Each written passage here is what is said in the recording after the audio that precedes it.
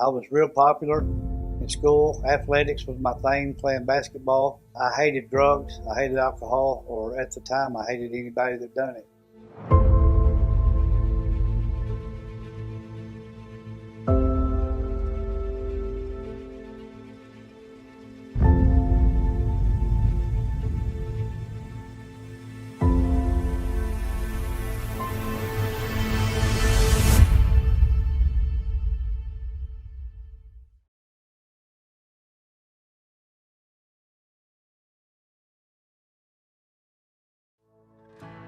In my house, growing up as a child in Concord, my dad was county sheriff.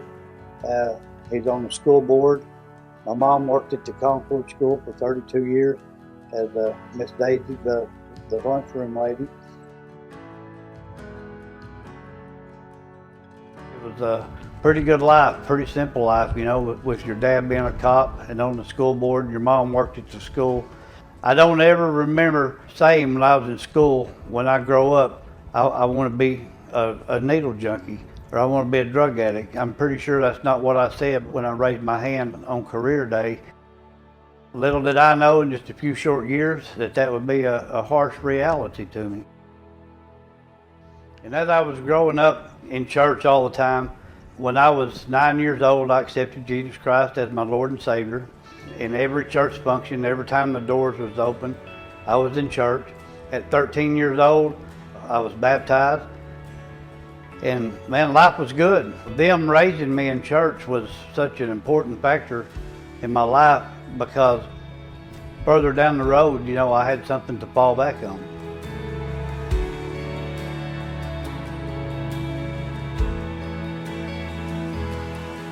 In 1986, on my class trip, that's where my life changed drastically.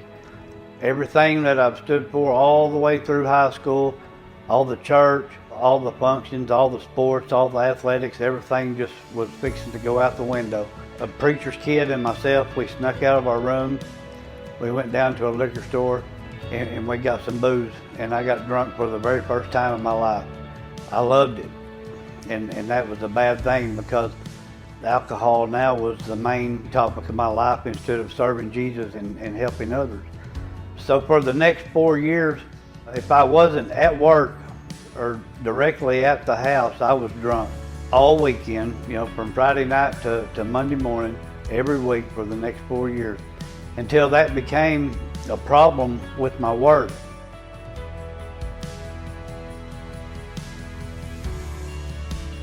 About 1990, I experienced methamphetamine for the very first time. That was a miracle drug, I thought. I could party hard, I could work hard, I could play harder, I could just go and go and go, and I seen absolutely nothing wrong with this. I mean, I praised it. It was my new little G God. 1992, in just a few short years, my younger brother and myself, we were full-blown meth cooks. We had got sucked in to the circle of methamphetamine so hard, the downward spiral, we didn't even notice when the change in life happened. All of our friends changed. All the nice lake houses and the nice cars that we had changed. Everything about our life changed and we didn't even recognize it. We're hauling dope from California, we're hauling supplies to cook the meth from California, we're stealing the supplies from the ammonia pipeline, we're stealing the pills and the stuff to make the meth out of stores. It has totally 100% consumed our life.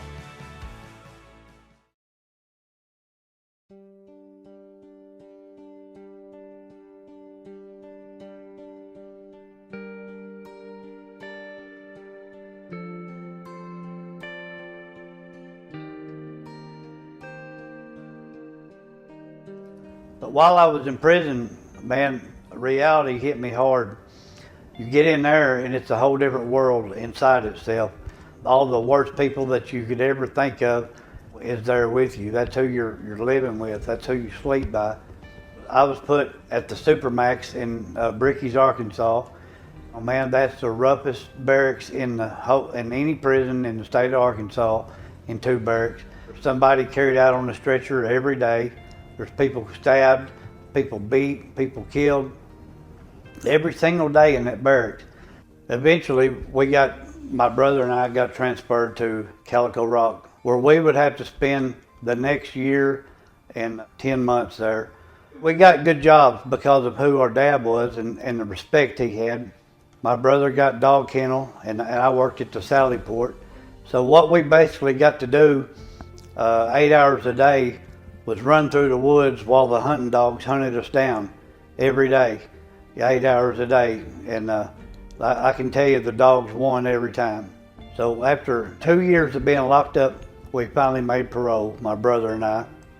My brother married the sheriff's daughter, so I was on my own when I got out. And I done good for about 2 or 3 months, because I'm telling you, prison will change you. It'll break you down. When you step back off into public, you just got this fear or haze around you. It takes a little while to adjust. It didn't take very long for me to run back around some of my old crew. So in just a short time, I was right back into the manufacturing of meth, running around with the outlaws, the junkies, the drug addicts, hanging out at dope houses. Upon getting out of my parole violation, I went to work driving a truck. I started hauling produce back from California, and I started hauling drugs. It was a lot easier to get drugs in California and haul them back than it was to try to scrape up all the stuff and manufacture them now. One night, coming back in Socorro, New Mexico, my brother and I had just quit driving, and I was in the sleeper, and my brother was driving, and somewhere out in the middle of the desert, we hit a cow. And you know, I scratched my head today and wondered where the cow come from in the middle of the desert. But it seemed like every time that I would get the craziest, you know, something drastic would happen. We was running way over 75 mile an hour in the truck. The truck turned over and slid and hit a guardrail and went over an overpass, and it just crumpled the truck up like you stomped on a can. And when the state trooper got there and found out I was the one in the sleeper, he grabbed me by the shirt and pulled me up close to him, and he said, "Son, there's two things that's going on here." He said, "The first thing is you are either exactly where you want to be in God's will and He's got you protected, or you're so far out of God's will He's trying to whoop you back in place." And he said, from the looks of things, I'm leaning toward the second part. He said, because I've been a state trooper for 19 years and I've never seen anybody live through a wreck like that. So he said, the good Lord got you through this one.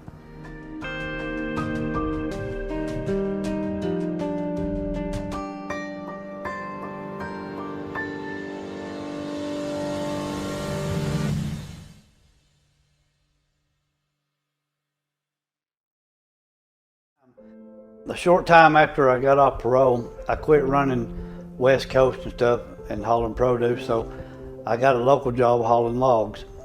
Nothing changed, man. I was doing dope all the time, all night. I just didn't seem I could function without the dope. And one morning in June in 2012, I had 8 balls of dope in each pocket. I had 2 loaded needles and stuck in each sock. As the sun was coming up, I had a 90,000 pound load of logs.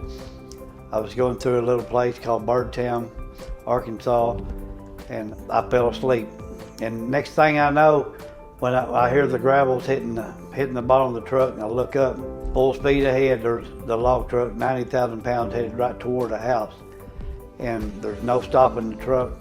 The truck went in the side of the house and all the way through the house and come out the back end of the house, just totally destroyed half of this pretty nice house.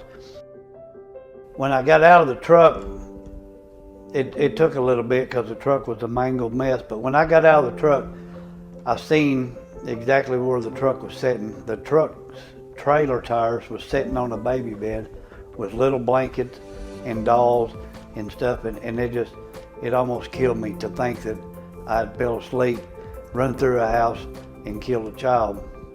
Thank God that was her grandparents' house and she wasn't there. So I got out of that deal with just a couple of misdemeanor tickets. Right after the wreck, I had a phone call from a buddy of mine that was just as wild and crazy as me at one time, and he went through this program, John 3:16, Ministries. It's a spiritual boot camp for men with drug and alcohol addiction. It's faith-based. It's a 6-month to a year program. Man, I just wasn't trying to hear it. I wasn't ready for it. I wasn't wanting to go. I was still running from God. So that's the second major thing that happened, that God was trying to reel me in, and I turned my back on God again. The next year, 2013, I was cutting the lid off of a barrel, and I didn't even notice. I was so high I didn't even notice the barrel was flammable. And I took a grinder to the barrel, and the barrel exploded. It was a barrel of paint thinner. And when I woke up, my skin was dripping off like candle wax. My beard was burned off, my eyebrows, my hair, front part of my hair, my clothes was burned off. I found out later that 68% of my body was third and half degree burnt. But when I woke up in the Children's Burn Center in Little Rock with no insurance or nothing like that, so they kept me as long as they could. They sent me home with some medicine to put on the burns twice a day. They had staph infection in it, so I got staph through the medicine that I was putting on my burn. The explosion itself should have killed me, and it didn't. So I know now, after the 2 or 3 things that's happened, that Jesus is trying to save me for something. But I'm still running from it. You know, it just didn't got a hold of it yet. So after that, took about 6 months to a year out of my life, going back and forth to the doctors, fighting that staph infection. I had the surgery, and the doctors told me the chances of me living was slim to none, that nobody had ever lived with staph infection that bad. So I did live, and God pulled me through it.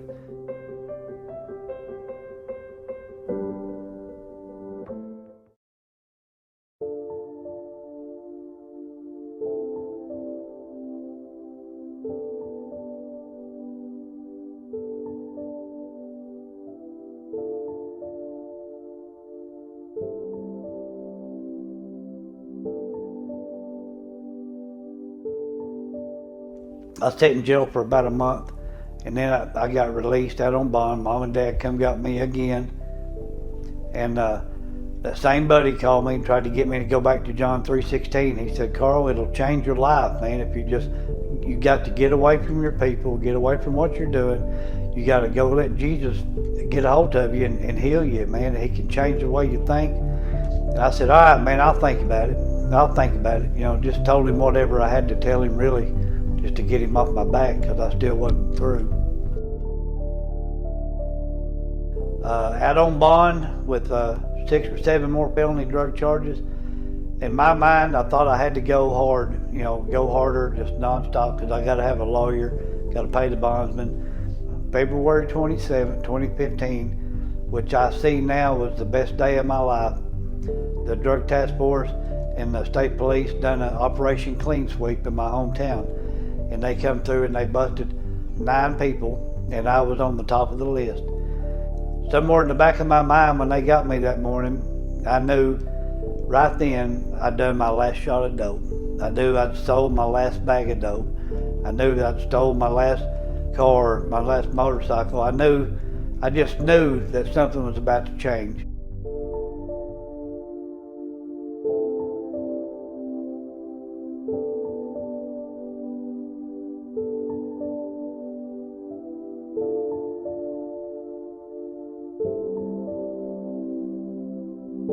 When I got home, I did something that I've never done before. Instead of running to a friend's house or going to the dope man's house to try to, be the cool outlaw that's out on bond, I stayed home with Mom and Dad. I cracked open my King James Bible, and I got to reading, and I run through the verse that says, "I can do all things through Christ, which strengthens me." And all things is a lot of things. I would think that quitting dope and quit getting high and quit selling drugs would be part of that all things. So I read that over and over and over and over, and then I read that I was a new creature, and old things have passed away, and behold, all things have become new. And I read that over and over and over and over, and those 2 verses had stuck with me. What really got exciting is the first week I showed up for my bond test, and I passed the drug test. The people in the parole office They were shocked. They was like, what's going on? Carl passed the drug test, you know? And then the next week, I come in and I passed another drug test. I mean, people are starting to notice that there's a month that's went by and I passed every drug test, and that's something that I've never done in my life, you know? So they know that people are already starting to notice a change, and the change is Jesus. He finally got me in a place where I didn't have nowhere to look but up. So that same friend called me again, and he tried to get me to go to John 3:16 Ministries. And I was like, man, I could hear the devil on one side saying, look, Carl, you've been busted in 2 counties. You got 12 more felony drug charges. You're fixing to go away for life. Go live it up, man. Go get some dope and go find your girlfriend and just live it up, because you're going to be locked up for a long time. I can hear Jesus saying over here, man, don't listen to him. He's a liar. I didn't go get high. I did start going to John 3:16 Ministries. And to get in out there, you have to go to a Sunday service, sit through the chapel, and you have to be interviewed after that. There was 14 other guys there trying to get in the same day I was. And it took me 7 weeks of going every week, interviewing and sitting through chapel before I was accepted. The very first day at John 3:16, I hit the altar. I rededicated my life to Jesus. I swore that I would give Jesus the same or more effort that I did putting into getting high and serving the devil. Man, the next 6 months was a blessing. I got healing in my mind, my heart, you know, the way I think. After I got out of John 3:16, I knew I had to go to court on these charges. Altogether, it was 12 felony drug charges. I went to court 2 or 3 times, and the best offer I'd have was 80 years still.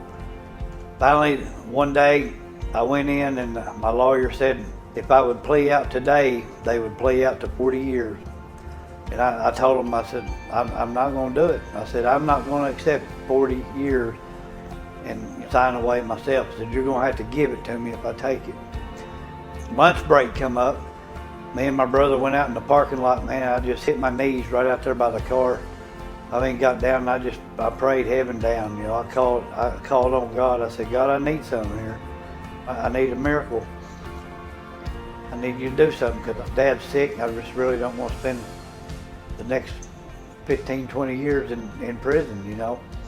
I didn't hear no thunder or no lightning strike or the doors rumble or the building shake. We went back into court. The lady that had been my parole officer for the whole 10 years that I was on parole, and I failed 41 drug tests, and she sent me back to prison 2 times. She's now the drug court officer. And I seen her walking back to me, and I thought, man, this can't be good at all. But she come back and she said, Carl, I've been watching your life change since you've been out of John 3:16. I see the people that's watching. She said, I went to the prosecutor today, and I asked a favor. You know, I asked the prosecutor if I could have you in drug court. And I just kind of shocked. I looked at her, I said, what? I said, you want me in drug court? And I truly believe that God spoke. She listened. She listened to the call. She came and did what she was supposed to do. They got me in drug court. So I got 80 years, dropped to 20 months of drug court. The Cleveland County Drug Court, even today, is the best drug court in the state of Arkansas. The name of Jesus is lifted up in every drug court service. A lot of people ask me, what happened that caused this big change after living hard for 25 years as a needle junkie? That's what actually took place that made the difference in my life. I refer back to Romans 8:11. The same spirit that raised Jesus from the dead is the same spirit that lives in me, and it raised me from the dead also.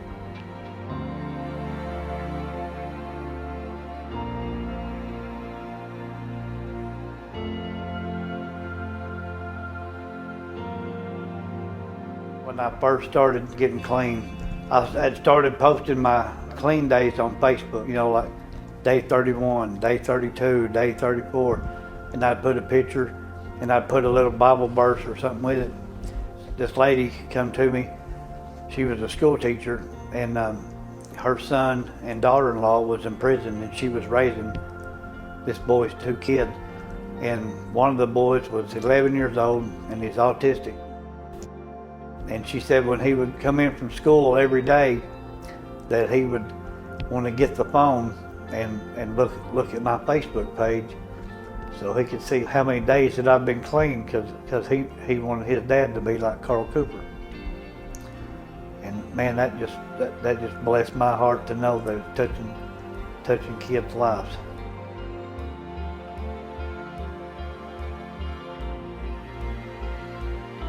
There was a young lady in Colorado that had taken her 2-year-old and 4-year-old kid to her mother's, and she had come back home, and she had a big bottle of pills on the right side, and she had a loaded gun on the left side, and she was fixing to commit suicide. And the last thing she did before she was going to go through with it, she picked up her phone. She said, "Okay, Google," and she quoted the phrase, "If it's meant to be, it will be."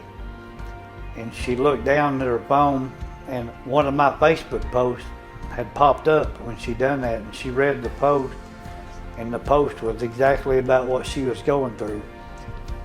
Right after that happened, I got a message from her, and she was telling me what happened, that she was fixing to commit suicide, and she cried out, praise God, it was exactly what she was going through.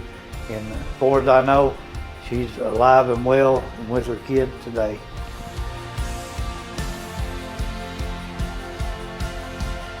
One of my friends that had spent most of his life in prison, just like I have, he decided to start a ministry, a men's home. It's called the Hedge Ministry. We started right smack dab in the middle of Concord, where we done all of our bad, and all the people that used to fear us and be scared of us are supporting us. They got behind us, they're backing us. Well, I was documenting every bit of this on Facebook. My Facebook ministry has just exploded. As of right now, there's been 500,000 people see my post. Try to share something every day positive about what Jesus can do in a person's life and how he can help you get off of drugs. So the Hedge Ministry has been going for about 3 years now. We've had 64 men graduate our program, still going strong. I was raised in church. I was a Christian, and I loved the Lord as a child and all through high school. When I fell away, I just tried to run and hide from God, and it didn't work. Every time I got so far out there, he would cause something major in my life to kind of draw me back in. It would work for just a little bit. He would get me through it. The prison barracks, the truck wrecks, there's no way I could have lived through all that. Man, it's just such a blessing to know that every day I can wake up and try to help somebody else find the cure from any addiction, not just drug addiction, but any addiction, and that cure is Jesus Christ.